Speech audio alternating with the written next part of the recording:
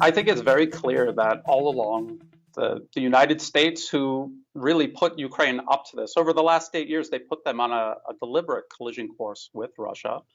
And I think that they fully intend to have Ukraine fight until the last Ukrainian, until everything has been spent, every drop of blood that can be spilled is spilled. And I think they make that abundantly clear. Their support by shipping weapons and money and facilitating the war effort in every possible way.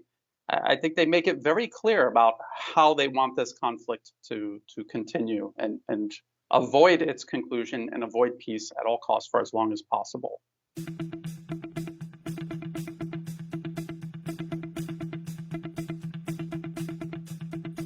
I think they're trying to harm Ukrainians and Russia. The whole nature of the United States relationship with Ukraine since the US itself overthrew the elected Ukrainian government in 2014 has been one of self-interest in Washington. Washington has openly pursued a policy of encircling and containing Russia, creating security threats all along Russia's periphery. And Ukraine was kind of the centerpiece of this policy in recent years.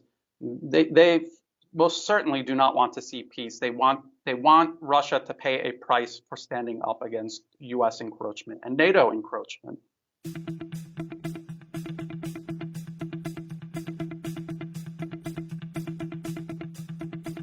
Well, a lot of these politicians and a lot of these policy experts in Washington, their bills are paid by defense contractors. So, I mean, in part, they're clapping because they understand the windfall of profits this is making.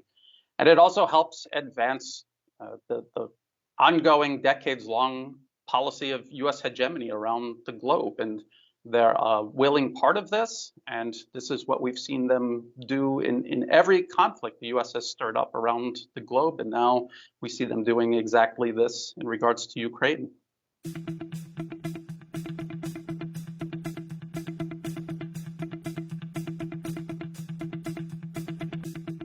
I think people in the governments here in Southeast Asia and here in Thailand, and people who are very familiar with what's actually going on and are not tuned into the Western media, I think that they see what a danger the West is, and the United States in particular. The notion of a rules-based international order starts to break down when you see the US abusing all of the power it has, all of the control it has over these so-called international mechanisms. And I think it's making a lot of people think twice about having invested so much of their own national stability and regional stability in this so-called international order. I think a lot of people are looking for exits or at least alternatives to hedge against the threat that the US has exposed itself as.